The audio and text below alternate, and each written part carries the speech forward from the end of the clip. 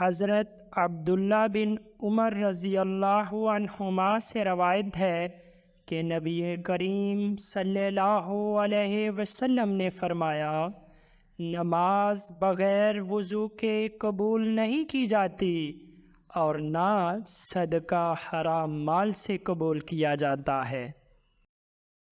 حضرت ابو ہریرہ رضی اللہ عنہ کہتے ہیں کہ رسول اللہ صلی اللہ علیہ وسلم نے فرمایا، جب مسلمان یا مومن بندہ وضو کرتا ہے اور اپنا چہرہ دھوتا ہے تو پانی کے ساتھ یا پانی کے آخری قطرے کے ساتھ اس کے چہرے سے وہ تمام گناہ جڑ جاتے ہیں جو اس کی آنکھوں نے کیے تھے۔ یا اسی طرح کی کوئی اور بات فرمائی، پھر جب وہ اپنے ہاتھوں کو دھوتا ہے تو پانی کے ساتھ یا پانی کے آخری قطرے کے ساتھ وہ تمام گناہ جڑ جاتے ہیں جو اس کے ہاتھوں سے ہوئے ہیں، یہاں تک کہ وہ گناہوں سے پاک و صاف ہو کر نکلتا ہے۔ حضرت علی رضی اللہ عنہ سے روایت ہے کہ رسول اللہ صلی اللہ علیہ وسلم نے فرمایا، نماز کی کنجی وضو ہے اور اس کا تحریمہ صرف اللہ اکبر کہنا ہے، اور نماز میں جو چیزیں حرام تھیں وہ السلام علیکم ورحمۃ اللہ کہنے ہی سے جائز ہوتی ہیں۔ حضرت جابر بن عبداللہ رضی اللہ عنہ سے روایت ہے کہ رسول اللہ صلی اللہ علیہ وسلم نے فرمایا، نماز جنت کی کنجی ہے اور نماز کی کنجی وضو ہے۔ حضرت انس بن مالک رضی اللہ تعالی روایت کرتے ہیں کہ نبی کریم صلی اللہ علیہ وسلم جب قضائے حاجت کے لیے پاخانہ میں داخل ہوتے تو یہ دعا پڑھتے، اللہم انی اعوذ بک من الخبث والخبائث او الخبث والخبائث۔ اے اللہ، میں تیری پناہ چاہتا ہوں ناپاکی سے اور ناپاک شخص سے، یا ناپاکی سے اور ناپاک چیزوں سے۔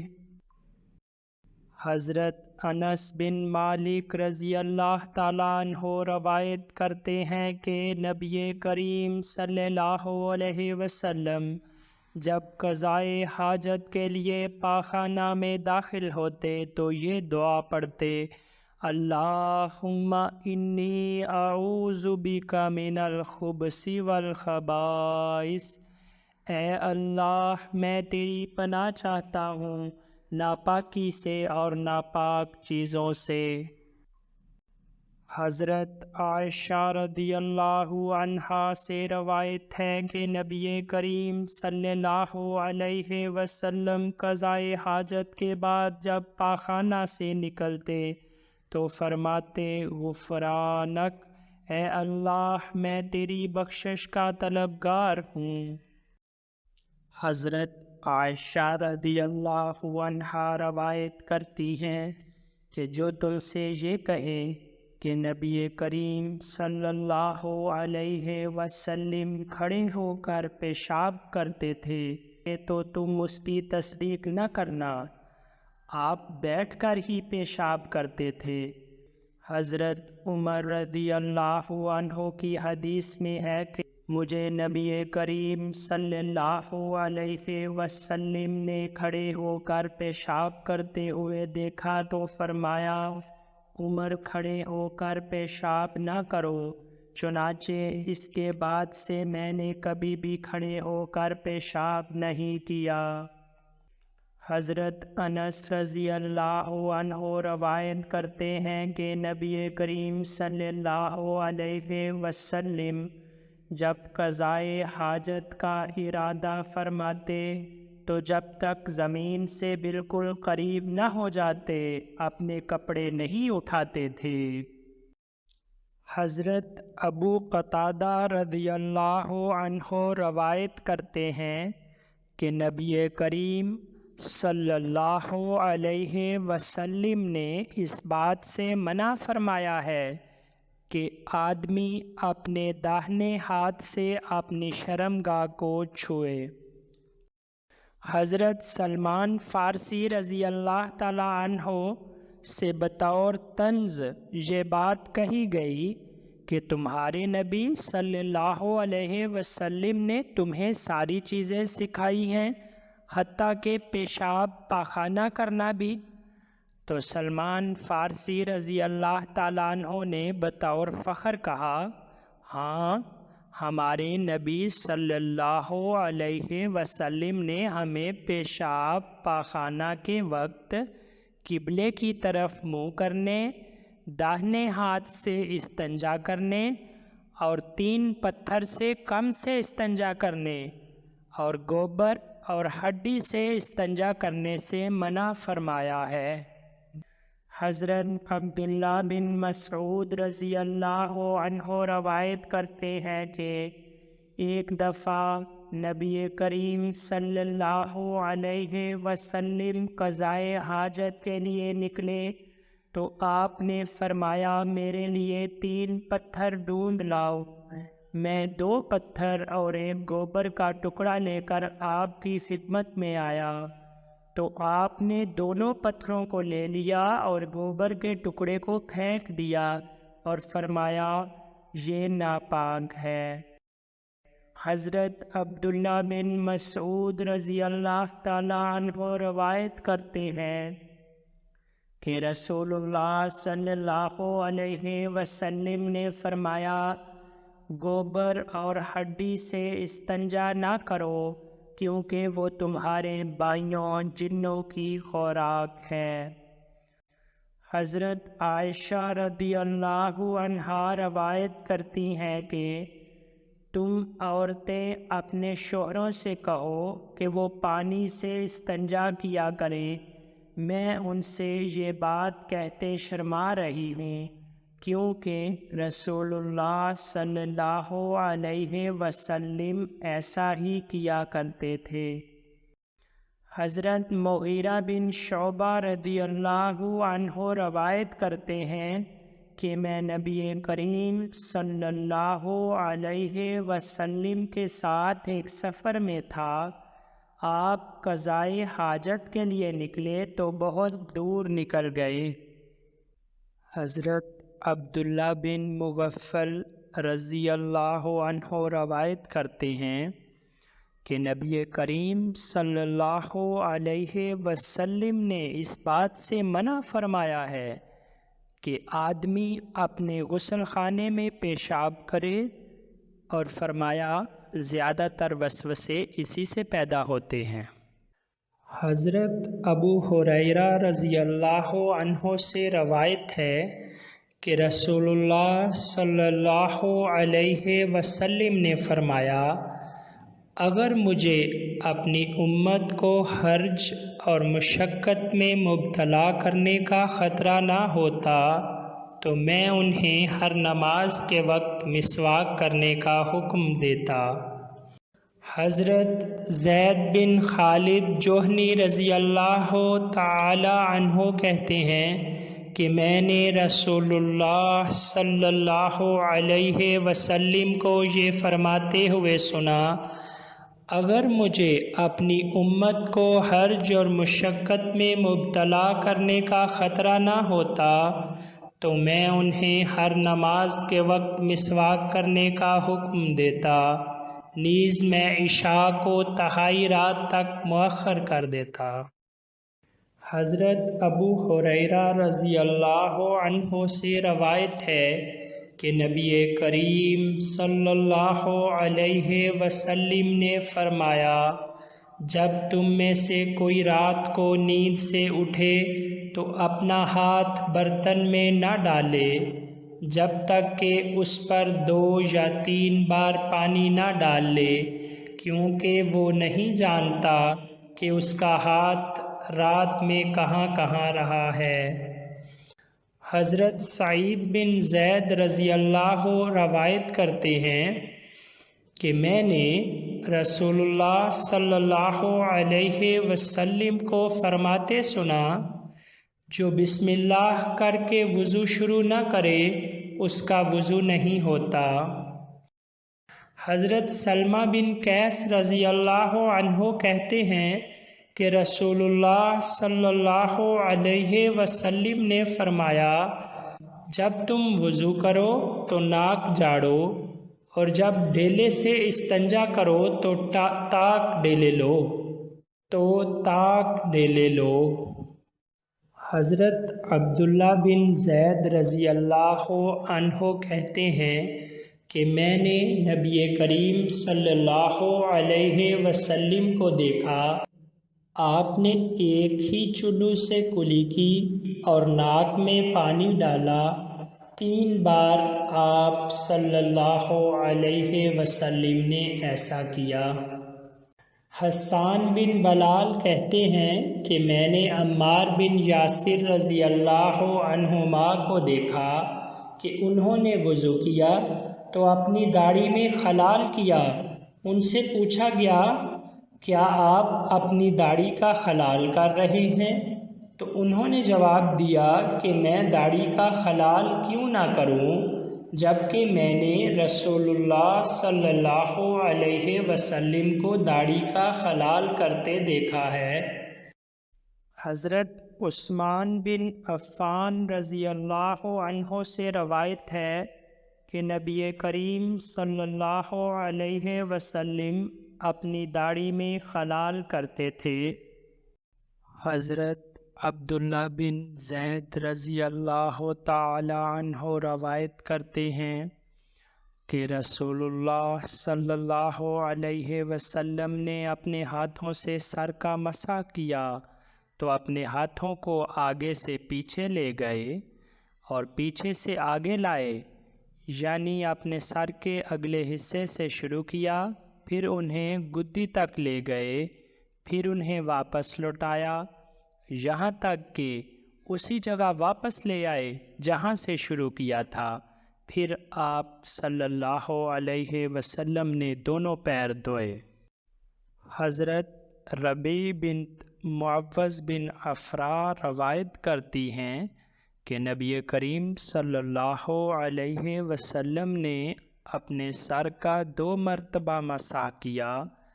आपने पहले अपने सर के पिछले हिस्से से शुरू किया, फिर दूसरी बार उसके अगले हिस्से से और अपने कानों के अंदरूनी और बैरूनी दोनों हिस्सों का मसा किया।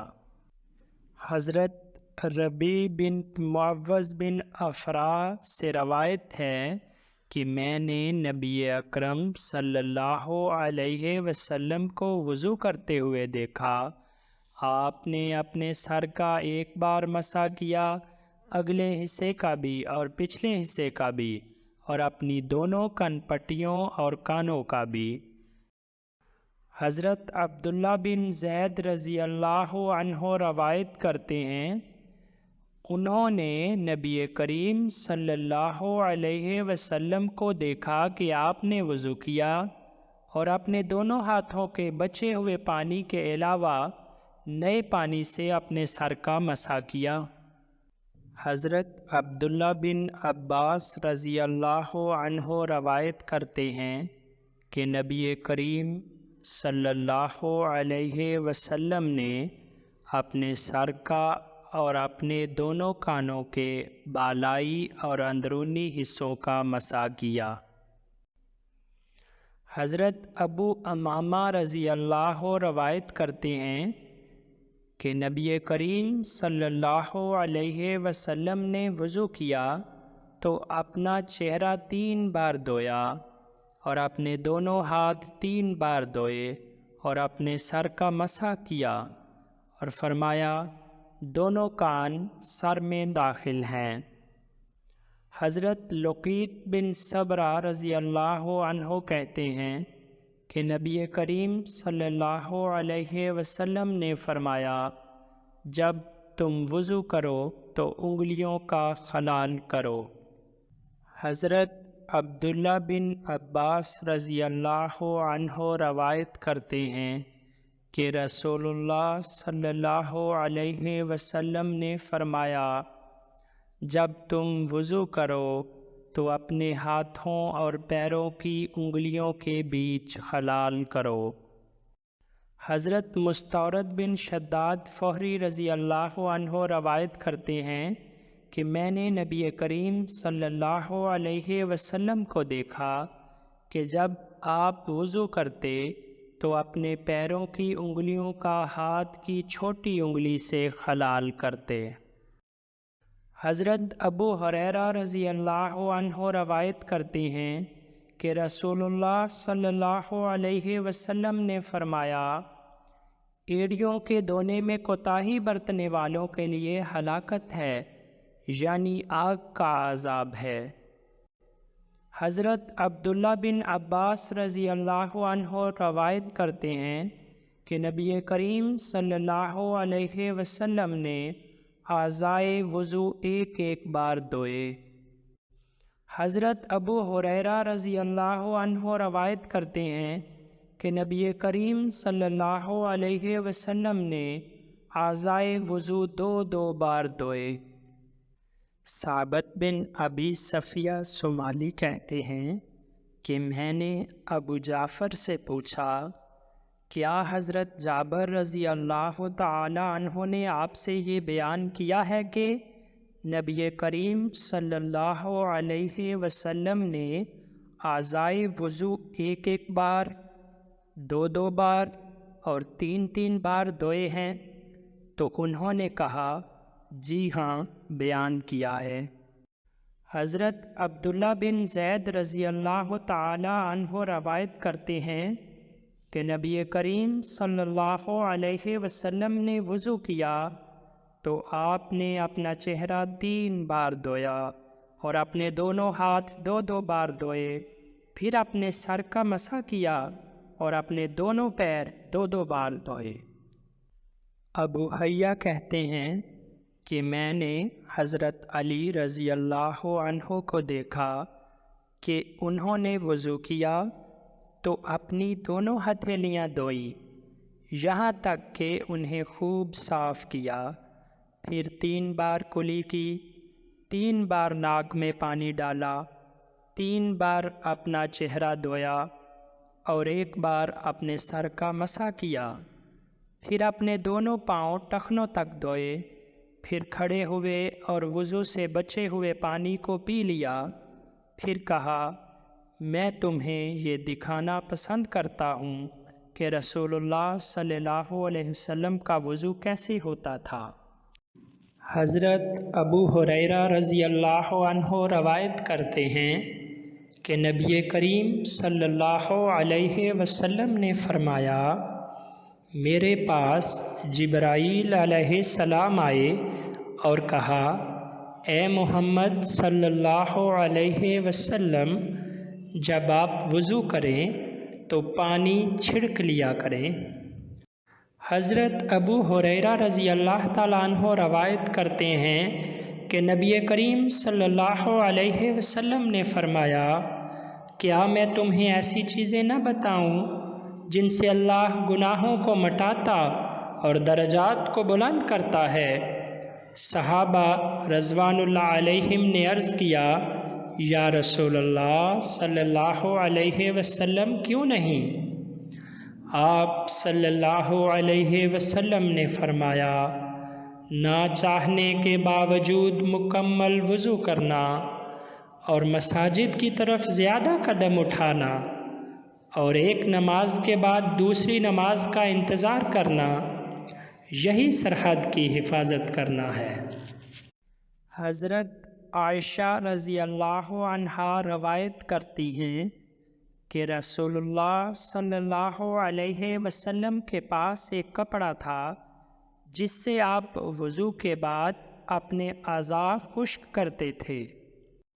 حضرت معاذ بن جبل رضی اللہ عنہ روایت کرتے ہیں کہ میں نے نبی کریم صلی اللہ علیہ وسلم کو دیکھا کہ جب آپ وضو کرتے تو چہرے کو اپنے کپڑے کے کنارے سے پونچھتے۔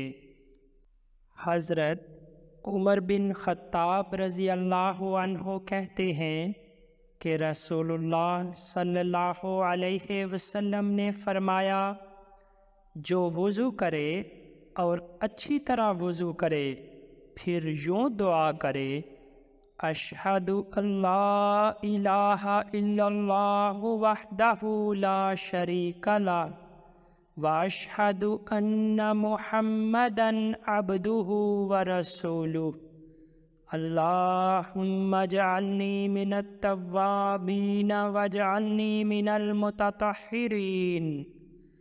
میں گواہی دیتا ہوں کہ اللہ کے سوا کوئی معبود نہیں، وہ اکیلا ہے، اس کا کوئی شریک نہیں، اور میں گواہی دیتا ہوں کہ محمد صلی اللہ علیہ وسلم اس کے بندے اور رسول ہیں۔ اے اللہ، مجھے توبہ کرنے والوں اور پاک رہنے والوں میں سے بنا دے۔ تو اس کے لیے جنت کے 8 دروازے کھول دیے جائیں گے، وہ جس سے بھی چاہے جنت میں داخل ہو۔ حضرت سفینہ رضی اللہ تعالی عنہ بیان کرتے ہیں کہ نبی کریم صلی اللہ علیہ وسلم ایک مد پانی سے وضو اور ایک سا پانی سے غسل فرماتے تھے۔ سا اور مد ایک پیمانہ ہے، تقریباً 650 گرام ایک مد کی مقدار ہے اور سا کی مقدار 2600 گرام ہوتی ہے۔ حضرت ابی بن کعب رضی اللہ تعالی عنہ سے روایت ہے کہ نبی کریم صلی اللہ علیہ وسلم نے فرمایا، وضو کے لیے ایک شیطان ہے، اسے ولہان کہا جاتا ہے، تم اس کے وسوسوں کے سبب پانی زیادہ خرچ کرنے سے بچو۔ حضرت انس رضی اللہ تعالی عنہ سے مروی ہے کہ نبی کریم صلی اللہ علیہ وسلم ہر نماز کے لیے وضو کرتے، خواہ آپ باوضو ہوتے یا بے وضو۔ حضرت عبداللہ بن عمر رضی اللہ تعالیٰ سے روایت ہے کہ نبی کریم صلی اللہ علیہ وسلم نے فرمایا، جس نے باوضو ہوتے ہوئے وضو کیا اس کے لیے اللہ تعالیٰ 10 نیکیاں لکھ دیتا ہے۔ حضرت بریدہ رضی اللہ عنہ روایت کرتے ہیں کہ نبی کریم صلی اللہ علیہ وسلم ہر نماز کے لیے وضو کرتے تھے، اور جب فتح مکہ کا سال ہوا تو آپ نے کئی نمازیں ایک وضو سے ادا کی اور اپنے موزوں پر مسح کیا۔ حضرت عمر رضی اللہ عنہ نے عرض کیا کہ آپ صلی اللہ علیہ وسلم نے ایک ایسا کام کیا ہے جسے کبھی نہیں کیا تھا۔ آپ صلی اللہ علیہ وسلم نے فرمایا، میں نے اسے جان بوجھ کر کیا ہے۔ حضرت عبداللہ بن عباس رضی اللہ عنہ روایت کرتے ہیں کہ مجھ سے حضرت میمونہ رضی اللہ عنہا نے بیان کیا کہ میں اور رسول اللہ صلی اللہ علیہ وسلم دونوں ایک ہی برتن سے غسل جنابت کیا کرتے تھے۔ حضرت عبداللہ بن عباس رضی اللہ عنہ روایت کرتے ہیں کہ نبی کریم صلی اللہ علیہ وسلم کی ایک زوجہ نے ایک لگن یعنی ٹب سے پانی لے کر غسل کیا۔ رسول اللہ صلی اللہ علیہ وسلم نے اس بچے ہوئے پانی سے وضو کرنا چاہا تو انہوں نے عرض کیا، یا رسول اللہ، میں ناپاک تھی۔ آپ نے فرمایا، پانی تو جنبی یعنی ناپاک نہیں ہوتا۔ حضرت ابو سعید خدری رضی اللہ عنہ سے روایت ہے کہ رسول اللہ صلی اللہ علیہ وسلم سے پوچھا گیا، یا رسول اللہ صلی اللہ علیہ وسلم، کیا ہم بزاق کنویں سے وضو کر لیا کریں جبکہ وہ ایسا کنواں ہے جس میں حیض کے کپڑے، کتوں کا گوشت اور بدبودار چیزیں ڈالی جاتی ہیں۔ رسول اللہ صلی اللہ علیہ وسلم نے فرمایا، پانی پاک ہے، اسے کوئی چیز ناپاک نہیں کرتی۔ حضرت ابن عمر رضی اللہ عنہ کہتے ہیں کہ میں نے رسول اللہ صلی اللہ علیہ وسلم کو فرماتے ہوئے سنا، آپ صلی اللہ علیہ وسلم سے اس پانی کے بارے میں پوچھا گیا جو میدان میں ہوتا ہے اور جس پر درندے اور چوپائے آتے جاتے ہیں، تو آپ صلی اللہ علیہ وسلم نے فرمایا، جب پانی 2 کلوں کی مقدار میں ہو تو ناپاک نہیں ہوتا۔ حضرت ابو ہریرہ رضی اللہ عنہ سے روایت ہے کہ نبی کریم صلی اللہ علیہ وسلم نے فرمایا، تم میں سے کوئی ٹھہرے ہوئے پانی میں پیشاب نہ کرے اور نہ پھر اسی سے وضو کرے۔ حضرت ابو ہریرہ رضی اللہ عنہ روایت کرتے ہیں کہ ایک شخص نے رسول اللہ صلی اللہ علیہ وسلم سے عرض کیا، یا رسول اللہ صلی اللہ علیہ وسلم، ہم سمندر کا سفر کرتے ہیں اور اپنے ساتھ تھوڑا پانی لے جاتے ہیں، اگر ہم اس سے وضو کر لیں تو پیاسے رہ جائیں گے، تو کیا ایسی صورت میں ہم سمندر کے پانی سے وضو کر سکتے ہیں؟ رسول اللہ صلی اللہ علیہ وسلم نے فرمایا، سمندر کا پانی پاک ہے اور اس کا مردار حلال ہے۔ حضرت عبداللہ بن عباس رضی اللہ عنہ روایت کرتے ہیں کہ نبی کریم صلی اللہ علیہ وسلم کا گزر 2 قبروں کے پاس سے ہوا تو آپ صلی اللہ علیہ وسلم نے فرمایا، یہ دونوں قبر والے عذاب دیے جا رہے ہیں اور کسی بڑی وجہ سے عذاب نہیں دیے جا رہے۔ ایک تو یہ اپنے پیشاب سے بچتا نہیں تھا اور دوسرا چغلی کیا کرتا تھا۔ پیشاب سے بچنے سے مراد یہ ہے کہ انسان کو پیشاب کرتے ہوئے احتیاط کرنی چاہیے کہ اس کے پیشاب کے قطرے اس کے جسم پر نہ پڑیں۔ حضرت ام قیس بنت محصن رضی اللہ عنہ بیان کرتی ہیں کہ میں اپنے بچے کو لے کر نبی کریم صلی اللہ علیہ وسلم کے پاس آئی، وہ ابھی تک کھانا نہیں کھاتا تھا، یعنی چھوٹا بچہ تھا۔ اس نے آپ صلی اللہ علیہ وسلم پر پیشاب کر دیا تو آپ صلی اللہ علیہ وسلم نے پانی منگوایا اور اسے اس پر چھڑک دیا، یعنی اگر دودھ پیتا بچہ انسان کے کپڑوں پر پیشاب کر دے تو کپڑوں پر صرف پانی بہا دینا ہی کپڑوں کو پاک کر دیتا ہے۔ حضرت انس رضی اللہ عنہ روایت کرتے ہیں کہ قبیلہ ارینا کے کچھ لوگ مدینہ آئے، انہیں مدینے کی آب و ہوا راس نہ آئی، چنانچہ رسول اللہ صلی اللہ علیہ وسلم نے انہیں زکوٰۃ کے اونٹوں کے پاس بھیج دیا اور فرمایا، تم ان کے دودھ اور پیشاب پیو۔ تو ان لوگوں نے آپ صلی اللہ علیہ وسلم کے چرواہے کو مار ڈالا اور اونٹوں کو ہانک کر لے گئے اور اسلام سے مرتد ہو گئے۔ انہیں پکڑ کر نبی کریم صلی اللہ علیہ وسلم کے پاس لایا گیا۔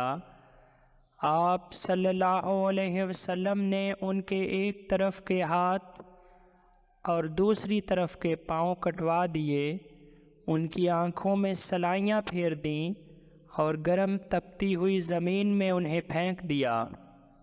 حضرت انس رضی اللہ عنہ کہتے ہیں میں نے ان میں سے ایک شخص کو دیکھا تھا کہ وہ پیاس بجھانے کے لیے اپنے منہ سے زمین چاٹ رہا تھا، یہاں تک کہ وہ اسی حالت میں مر گئے۔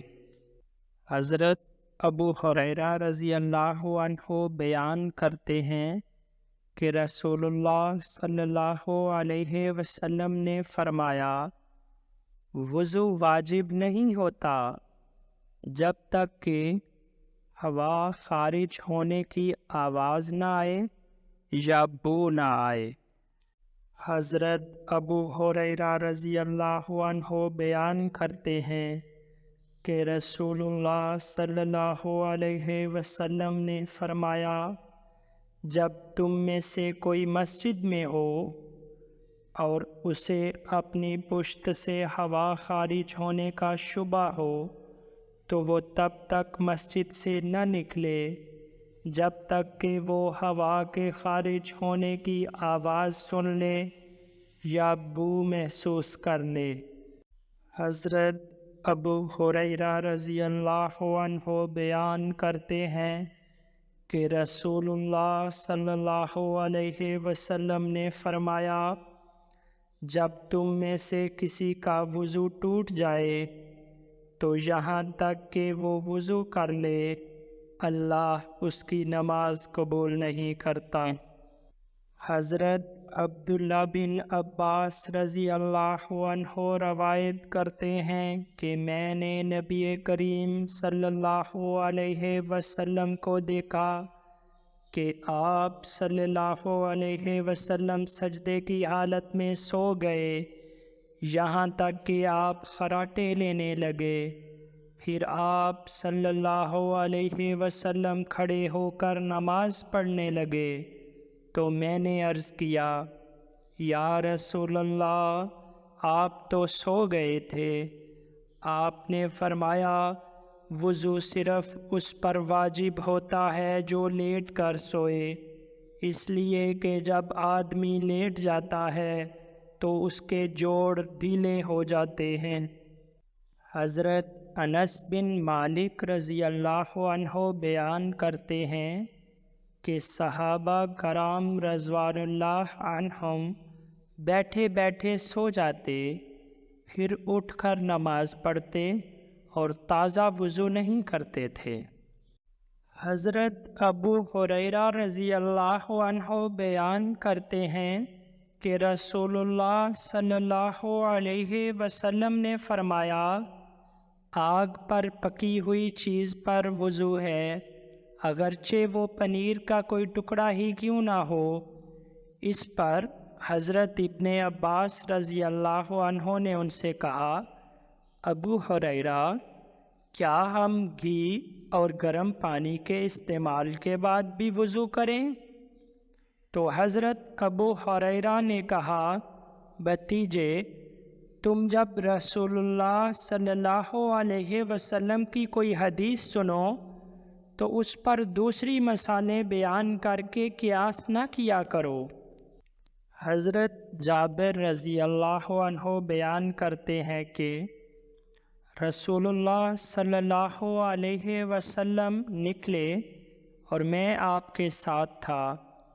آپ صلی اللہ علیہ وسلم ایک انصاری عورت کے پاس آئے، اس نے آپ کے لیے ایک بکری ذبح کی، آپ نے اسے تناول فرمایا، وہ کھجوروں کا ایک ٹوکرا بھی لے کر آئی تو آپ نے اس میں سے بھی کچھ کھایا، پھر ظہر کے لیے وضو کیا اور ظہر کی نماز ادا کی۔ آپ صلی اللہ علیہ وسلم واپس جانے لگے تو وہ عورت بکری کے بچے ہوئے گوشت میں سے کچھ گوشت لے کر آئی تو آپ نے اسے بھی کھایا۔ پھر آپ صلی اللہ علیہ وسلم نے عصر کی نماز پڑھی اور دوبارہ وضو نہیں کیا۔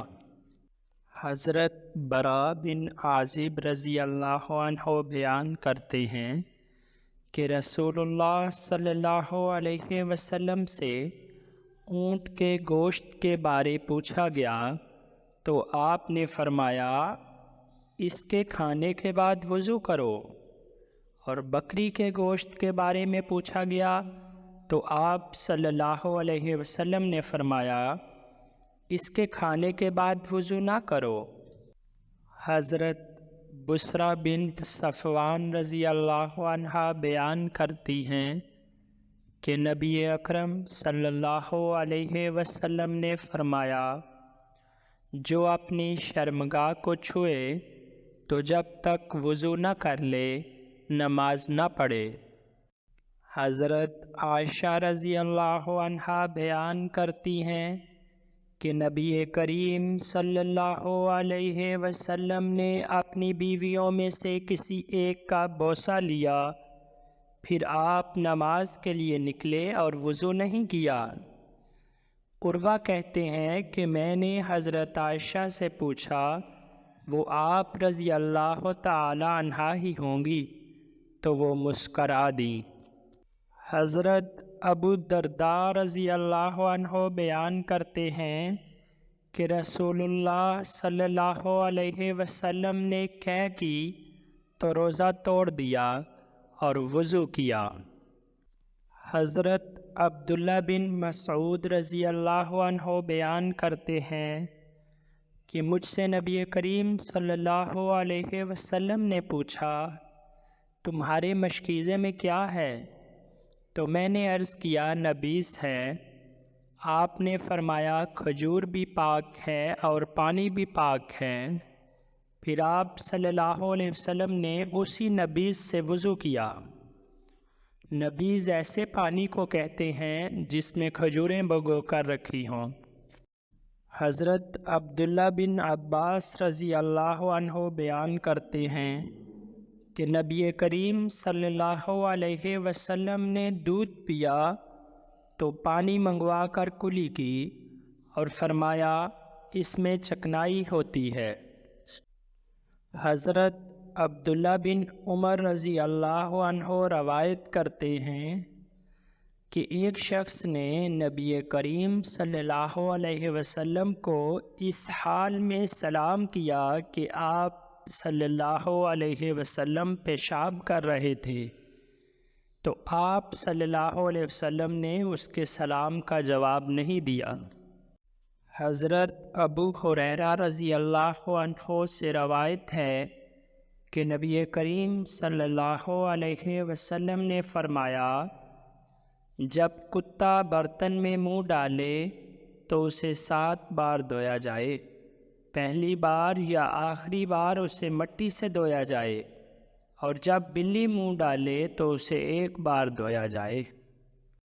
حمام بن حارث کہتے ہیں کہ جریر بن عبداللہ رضی اللہ عنہ نے پیشاب کیا، پھر وضو کیا اور اپنے موضوع پر مسح کیا۔ ان سے کہا گیا کیا آپ ایسا کر رہے ہیں؟ تو انہوں نے کہا کہ مجھے اس کام سے کون سی چیز روک سکتی ہے جبکہ میں نے خود رسول اللہ صلی اللہ علیہ وسلم کو ایسا کرتے ہوئے دیکھا ہے۔ حضرت خزیمہ بن ثابت رضی اللہ عنہ سے روایت ہے کہ نبی کریم صلی اللہ علیہ وسلم سے موضوع پر مسح کے بارے میں پوچھا گیا تو آپ صلی اللہ علیہ وسلم نے فرمایا مسافر کے لیے 3 دن ہے اور مقیم کے لیے 1 دن۔ حضرت صفوان بن عسال رضی اللہ عنہ بیان کرتے ہیں کہ جب ہم مسافر ہوتے تو رسول اللہ صلی اللہ علیہ وسلم ہمیں حکم دیتے کہ ہم اپنے موضع 3 دن اور 3 رات تک پیشاب، پاخانہ یا نیند کی وجہ سے نہ اتاریں سوائے اس کے کہ جنبی ہوں۔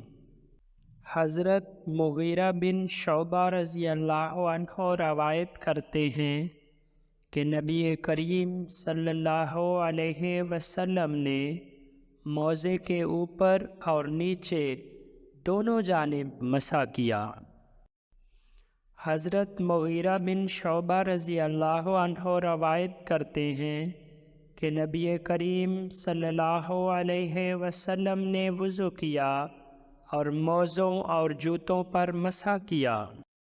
حضرت مغیرہ بن شعبہ رضی اللہ عنہ روایت کرتے ہیں کہ نبی کریم صلی اللہ علیہ وسلم نے وضو کیا اور دونوں موزوں اور عمامے پر مسح کیا۔ حضرت بلال رضی اللہ عنہ بیان کرتے ہیں کہ نبی کریم صلی اللہ علیہ وسلم نے دونوں موزوں پر اور عمامے پر مسح کیا۔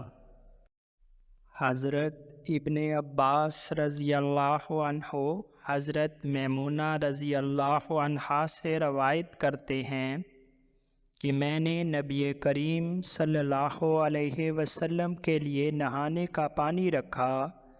آپ نے غسل جنابت کیا تو برتن کو اپنے بائیں ہاتھ سے دائیں ہاتھ پر جھکایا اور اپنے پونچھے دھوئے، پھر اپنا ہاتھ برتن میں ڈالا اور شرمگاہ پر پانی بہایا، پھر اپنا ہاتھ دیوار یا زمین پر رگڑا، پھر کلی کی اور ناک میں پانی ڈالا اور اپنا چہرہ دھویا اور اپنے دونوں ہاتھ دھوئے، پھر 3 مرتبہ سر پر پانی بہایا، پھر پورے جسم پر پانی بہایا، پھر وہاں سے پرے ہٹ کر اپنے پاؤں دھوئے۔ حضرت عائشہ رضی اللہ عنہا بیان کرتی ہیں کہ رسول اللہ صلی اللہ علیہ وسلم جب غسل جنابت کا ارادہ کرتے تو ہاتھوں کو برتن میں داخل کرنے سے پہلے دھوتے، پھر شرمگاہ دھوتے اور اپنی نماز کے وضو کی طرح وضو کرتے، پھر بال پانی سے بھگوتے، پھر اپنے سر پر 3 لپ پانی ڈالتے۔ حضرت ام سلمہ رضی اللہ عنہا بیان کرتی ہیں کہ میں نے عرض کیا، یا رسول اللہ صلی اللہ علیہ وسلم، میں اپنے سر کی چوٹی مضبوطی سے باندھنے والی عورت ہوں، کیا غسل جنابت کے لیے اسے کھولا کروں؟ آپ صلی اللہ علیہ وسلم نے فرمایا، نہیں، تمہارا سر پر 3 لپ پانی ڈال لینا ہی کافی ہے، پھر پورے بدن پر پانی بہا دو تو پاک ہو گئی، یا فرمایا جب تم ایسا کر لو تو پاک ہو گئی۔ حضرت عائشہ رضی اللہ عنہا روایت کرتی ہیں کہ نبی کریم صلی اللہ علیہ وسلم غسل کے بعد وضو نہیں کرتے تھے۔ حضرت عائشہ رضی اللہ عنہا روایت کرتی ہیں کہ جب مرد کے ختنے کا مقام یعنی شرمگاہ عورت کے ختنے کے مقام یعنی شرمگاہ سے مل جائے تو غسل واجب ہو گیا۔ میں نے اور رسول اللہ صلی اللہ علیہ وسلم نے ایسا کیا تو ہم نے غسل کیا۔ حضرت عثمان رضی اللہ عنہ اور حضرت علی رضی اللہ عنہ نے نبی کریم صلی اللہ علیہ وسلم سے مرفوعاً یہ روایت بیان کی ہے کہ آپ صلی اللہ علیہ وسلم نے فرمایا، پانی کے لیے پانی ہے، یعنی انزال کی صورت میں ہی غسل واجب ہوتا ہے۔ حضرت عائشہ رضی اللہ عنہا روایت کرتی ہیں کہ رسول اللہ صلی اللہ علیہ وسلم سے اس شخص کے بارے میں پوچھا گیا جو تری دیکھے لیکن اسے احتلام یاد نہ آئے۔ آپ نے فرمایا وہ غسل کرے۔